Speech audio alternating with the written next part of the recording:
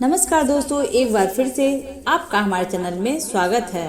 दोस्तों, किसी ने बड़े कमाल की बात कही है कि इस दुनिया में कोई आपके हाथ से छीन ले जा सकता है, लेकिन नसीब से छीन कर नहीं ले जा सकता। दोस्तों, आज की कहानी बड़ी विशेष और ज्ञानवर्धक है। उम्मीद करती हूँ आप इस कहानी को पूरा सुनेंगे। नमस्कार दोस्तों, स्वागत है आप सबका हमारे चैनल में लाइफ स्टोरी में। अपने वो नहीं होते जो तस्वीरों में साथ खड़े होते हैं, अपने तो वो होते हैं जो तकलीफों में साथ खड़े होते हैं। सबके दिलों का एहसास अलग होता है। इस दुनिया में सबका व्यवहार अलग होता है। आंखें तो सबकी एक जैसी होती, पर सबका देखने का अंदाज अलग होता है। लोग कहते हैं जिंदगी मिली है अपने हिसाब से जीने के लिए, लेकिन वही लोग सुबह होते ही किसी और के हिसाब से जिंदगी जीने लगते हैं। माँ कहता है लोगों के साथ वैसा ही व्यवहार करूं जैसा वह हमारे साथ करते हैं, लेकिन फिर दिल कहता है अगर हम भी उन्हीं के जैसा व्यवहार करें तो उनमें और हम में फर्क ही क्या रह जाएगा। हासिल कर नया मुकाम एक नया वक्त बन जाता है। इंसान बदल जाते हैं, वक्त पर रिश्तों का अंदाज बदल जाता है। कभी कह दिया अपना तो कभी कर दिया पराया। दिन और रात की तरह पुराने समय की बात है। एक महान विद्वान ब्राह्मण थे जिनका नाम आचार्य त्रिपाठी था। आचार्य के परिवार में सिर्फ उसकी पत्नी, उसका एक छोटा सा बेटा था। आचार्य का अधिकांश समय अध्ययन लेखन में ही समय व्यतीत होता था। उन्होंने कई महत्वपूर्ण पुस्तकें और ग्रंथों की रचना की थी, परंतु अपने लेखन और ज्ञान में इस तरह व्यस्त रहते थे। अपने इकलौते पुत्र अर्पण पर ध्यान देने का समय ही नहीं उन्हें मिल पाता था। एक दिन आचार्य की पत्नी ने उनसे कहा, क्या आपको अपने इकलौते पुत्र से कोई ममता प्रेम है या नहीं? पूरे दिन आप अध्ययन और लेखन में ही व्यतीत करते हैं। आचार्य ने उत्तर दिया, मेरे पास इन भावनाओं का समय कहाँ है। आचार्य जी विद्वानों के बीच बहुत ही प्रतिष्ठित थे और राजा के दरबार में भी उनका बहुत सम्मान था। राजा ने उन्हें कई बार अपने दरबार में सलाहकार बनने की अनुरोध विनती किया था, लेकिन आचार्य हमेशा यह कहकर इनकार कर देते, महाराज आपकी सेवा में आने पर मुझे आपकी चापलूसी करनी पड़ेगी, जो मैं नहीं कर सकता। दूसरी तरफ उनका पुत्र अणपर अपनी माँ के अत्यधिक लाड प्यार में पूरा बिगड़ गया था। वह पाठशाला जाने के बजाय आवारा लड़कों के साथ समय बिताने लगा। आचार्य जी अपने लेखन और अध्ययन में इतने व्यस्त रहते थे कि उन्हें अपने पुत्र की हरकतों का बिल्कुल भी पता ही नहीं चलता था। अर्पण ने जुआ खेलना शुरू कर दिया और समय के साथ मदिरा पान भी करने लगा। उसकी संगत कुछ चोर उचक्कों के साथ होने लगी थी। एक दिन की बात है, अर्पण अपने चोर दोस्तों के साथ मंदिर में चोरी करने के लिए जाता है। जब वह तीनों मंदिर में चोरी कर रहे थे, उन तीनों को चोरी करते हुए दरबार पकड़ लिया। उसे पकड़कर सीधे राजा के पास ले गए और राजा से बोले, महाराज यह लड़के तीनों मंदिर में चोरी करते हुए पकड़े गए हैं। इनमें से एक लड़का आचार्य का पुत्र अर्पण है। यह सुनकर राजा भी अचंभित रह गए। ज्ञान और धर्म का उपदेश देने वाले आचार्य पुत्र चोरी में लिप्त है। राजा ने एक सैनिक को आचार्य जी के घर पर सूचना देने के लिए कहा। सैनिक ने जाकर कहा, आचार्य जी आपका बेटा राजमहल में उसे चोरी करते हुए पकड़ा गया है। यह सुनकर आचार्य जी ने कहा, ओह यह क्या, मेरे मुंह पर खाली खपत लग गई, अब मैं किसी को क्या मुंह दिखाऊंगा। उनकी पत्नी ने कहा, महाराज आपकी बहुत सम्मान करते हैं, आप चाहें तो उन्हें माफी मिल सकती है। आचार्य जी ने उत्तर दिया, नहीं, मैं एक अपराधी की सिफारिश नहीं करूँगा, यह भी एक अपराध है। उसकी पत्नी ने उसे धमकी दी, यदि आप राजा के पास नहीं जाएंगे तो मैं अपनी जान दे दूंगी। इस प्रकार आचार्य जी अपने सिद्धांतों के आगे झुकने पर मजबूर हो गए। इसके बाद आचार्य जी फिर सोचा, अगर मैं अपने सिद्धांतों के आगे झुक गया तो मेरा सब पढ़ा लिखा ज्ञान सब व्यर्थ जाएगा। इसलिए आचार्य जी फिर अपने सिद्धांतों के आगे झुकने से मना कर दिया। आचार्य ने भारी मन से कहा, तुम्हारी इस जिद की वजह से मुझे अब राजा के पास जाना ही पड़ेगा। की बात मान करके भी अनिच्छा के बावजूद राजमहल पहुँचे। दरबार में उन्होंने राजा से निवेदन किया, राजन मेरा पुत्र नाबालिग है, उसे क्षमा कर दीजिए। राजा ने गंभीरता से जवाब दिया, यदि ऐसी बात है तो आपको दरबार में सभी के सामने सार्वजनिक रूप से मुझसे माफी मांगनी होगी, तभी मैं आपके बेटे को माफ कर सकता हूँ। आचार्य ने सिर झुकाकर कहा, ठीक है राजन, हरे दरबार में अपने बेटे के लिए आपसे क्षमा याचना करता हूँ। आचार्य की इस विनती पर राजा ने शर्त पर माफ कर दिया, भविष्य में वो कोई भी अपराध नहीं करेगा। परंतु इस घटना के बाद आचार्य जी की प्रतिष्ठा में दाग लग गया। वे जहाँ जाते हैं लोग कहते हैं आचार्य के बेटा चोर चक्के हैं। यह सब सुनकर आचार्य जी को बहुत दुख होता। अपमान और बेइज्जती के चलते आचार्य जी अब बीमार रहने लगे। उनके स्वास्थ्य पर इसका बहुत ही गहरा प्रभाव पड़ा। बेटा तो घर आ गया, लेकिन की आदत उसकी गई नहीं। उसने आचार्य जी की किताबें उठाकर बेचना शुरू कर दिया। एक दिन आचार्य जी ने पूछा, ये पुस्तकें कहाँ गई? बेटे ने लापरवाही से कहा, पिताजी मैंने घर का कूड़ा कचरा साफ कर दिया। आचार्य क्रोधित होकर बोले, अरे निकम्मे, तूने मेरा सर्वनाश कर दिया। ये स्वर में बोला, बेटा आप तो हमेशा मुझे कोसते रहते हैं। मुझे लगा वो किताबें किसी काम के लिए नहीं हैं, इसलिए मैंने उसे बेच दिया। आचार्य जी ने उससे ज्यादा कुछ कहा नहीं। समय बीतने के साथ साथ आचार्य की बीमारी और गंभीर होने लगी। वे चिंतित थे। उनके बाद उनकी पत्नी और उनका आवारा बेटा का आगे क्या होगा। वे बीमार थे, फिर भी एक महत्वपूर्ण ग्रंथ की रचना कर रहे थे। वे सोचते, मैं यह ग्रंथ पूरा करके ही मरूंगा। बीमारी के बावजूद वो दिन रात लिखते रहते थे और एक दिन उनका यह ग्रंथ पूरा हो गया। उन्होंने सोचा, मेरा ग्रंथ तो पूरा हो गया, लगता है मेरे जीवन का दिन भी पूरे हो गए हैं। उस दिन उन्होंने अपने बेटे को पास बुलाया और कहा, बेटा अभी भी समय है, तुम संभल सकते हो, अपने आप को काबिल बना सकते हो। उन्होंने अपना लिखा हुआ ग्रंथ बेटे को देते हुए कहा, बेटा तुम्हारी बर्बादी की लापरवाही मेरी वजह से है, मेरा ही नतीजा है। यह अमूल्य ग्रंथ संभाल कर अपने पास रखो, तुम्हें देने के लिए मेरे पास और कुछ भी नहीं है। अनपढ़ ने वो ग्रंथ की पोथी अपने पास रखी, परंतु मन ही मन वह सोच रहा था, मैं इस पोथी का क्या करूँगा, मुझे तो पढ़ना लिखना आता भी नहीं। अगर पिताजी कुछ पैसे देते ठीक भी था। अगले दिन आचार्य जी का देहांत हो गया। उनकी मृत्यु के बाद उनके परिवार पर मानो दुखों का पहाड़ टूट पड़ा।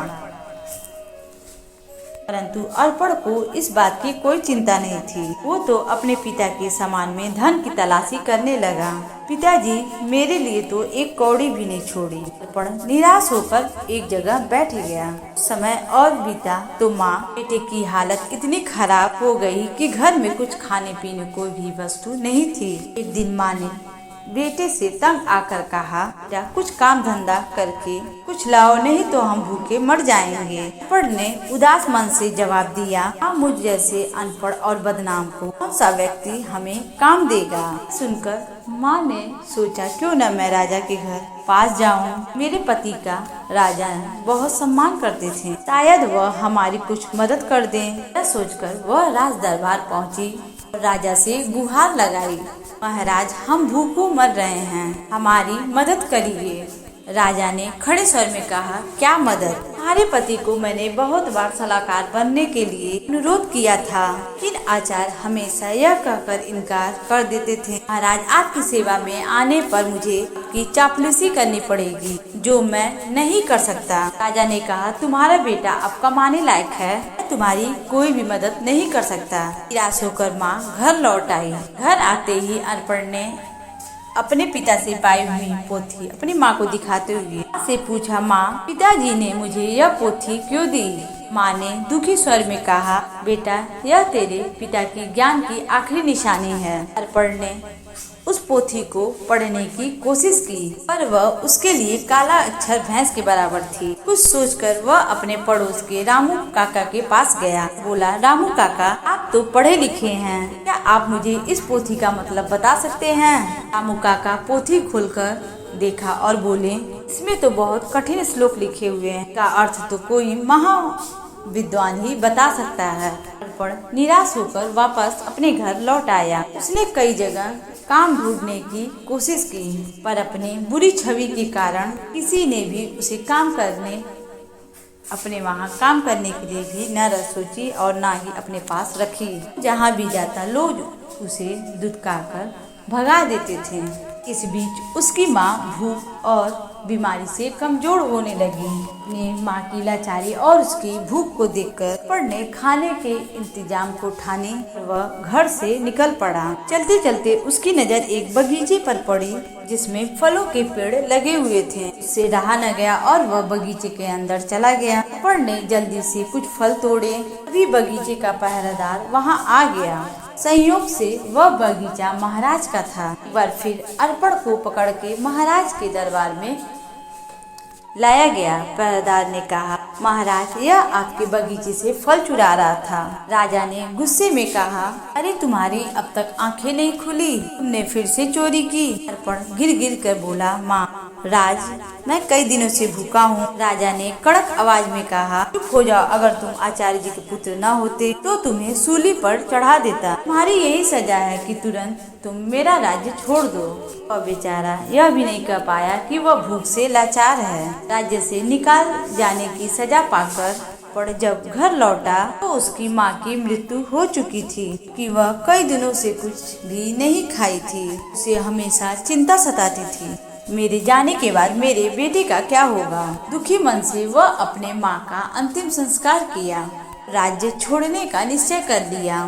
अर्पण ने अपने पिता की दी हुई पोथी को संभालकर एक थैले में डाला, राज्य छोड़कर चल दिया। दोस्तों, जिंदगी के एहसास बदल जाते हैं, कोई हाथ और साथ दोनों ही छोड़ दे तब कुदरत कोई न किसी को किसी भी रूप में उंगली पकड़ने के लिए भेज देता है। मुस्कुराकर चलते रहिए। मुंह पर कड़वा बोलने वाले कभी भी धोखा नहीं देते हैं। डरना तो उनसे चाहिए जो मीठा बोलते हैं, दिल में नफरत पालते हैं और समय के साथ बदल जाते हैं। हम वो सब कर सकते हैं जो हम सोच सकते हैं और वो सब हम सोच सकते हैं जो हमने कभी भी नहीं सोचा। सब कुछ संभव है। हर कोई कहता है ईश्वर नजर नहीं आता। सच तो यह है, जब कोई संकट में साथ नहीं देता तो वही नजर आता। सहारे इंसान को खोखला कर देते हैं, उम्मीदें कमजोर कर देते हैं। अपनी ताकत के बल पर जीना शुरू करिए। आपका खुद से साथी और हमदर्द कोई नहीं हो सकता। यकीन जान लीजिए, अगर आप हारना सीख जाएंगे तो जीत रोती पीटती आपके पास स्वयं चली आएगी। वक्त आपका है, चाहे तो आप सोना बना लो, चाहे तो आप सोने में गुजार दो। अगर आप जानते हैं कि आप वाकई में सही हैं, लोगों को जो चाहे वो कहने दो। फिर पीठ पीछे आपकी बात चले तो भी आप घबराना मत, क्योंकि बात उन्हीं की होती है जिनमें कोई बात होती बढ़ती रहती है। बस मंजिल की तरफ कोई मिले या न मिले, तजुर्बा तो आपका नया होगा।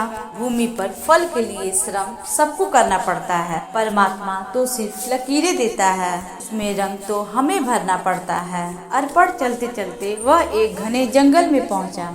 यही फूल फल खा करके गुजारा करूंगा। वह एक पेड़ के नीचे बैठ गया। अपने पिता की पोथी को खोल करके फिर पढ़ने की कोशिश करने लगा। शायद इसे में छिपे हुए ज्ञान से मेरे दुखों का हो जाए।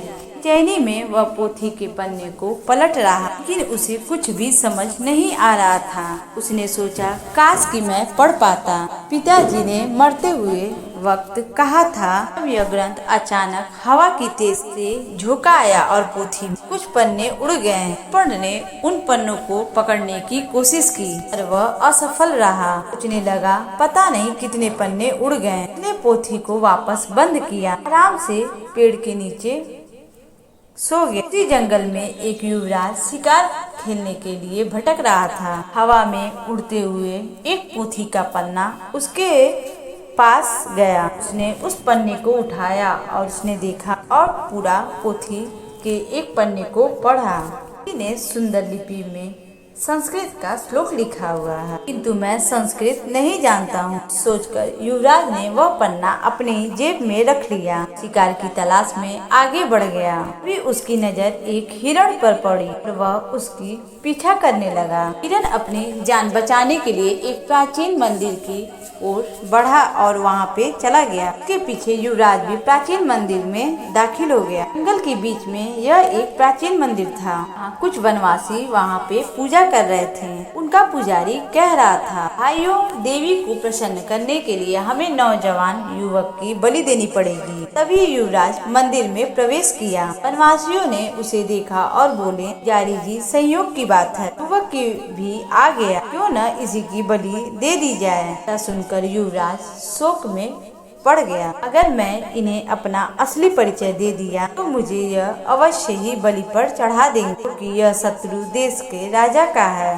वनवासियों ने युवराज को रस्सियों से बांध दिया। युवराज ने कहा, पुजारी जी, मैं इस कुल का संतान हूँ, मेरी बलि देने से देवी अपवित्र हो जाएंगी। पुजारी ने हंसते हुए सख्त स्वर में कहा, अरे देवी को बलि चाहिए, ऊंच नीच से कोई मतलब नहीं है। युवराज अपने जीवन से निराश हो गया। झूठ बोलकर भी मैं अपने प्राण नहीं बचा सका। उसे बलि के लिए लाया गया। उसने कहा, आइयो, बलि के सामने चढ़ने से पहले मैं अपनी एक अंतिम इच्छा पूरी करना चाहता हूँ। मेरी जेब में एक भोजपत्र है, क्या कोई उसे पढ़कर उसका अर्थ बता सकता है? मेरी यही अंतिम इच्छा है। पुजारी ने कहा, अवश्य लाओ, मैं तुम्हें उसका अर्थ बताता हूँ। पुजारी ने उस ग्रंथ के पन्ने को अपने हाथ में उठाया, कहने लगा, इस भोजपत्र में श्लोक अंकित है। इसका अर्थ है, एक झूठ झूठों को जन्म देता है, झूठा व्यक्ति अंततः मुसीबत में फंस जाता है। दूसरे श्लोक का भाव अर्थ है, किसी के प्राण लेना सरल है तो किसी को जीवन देना अत्यंत कठिन है। राज यह सुनकर फुट फुट कर रोने लगा। पुजारी ने उससे पूछा,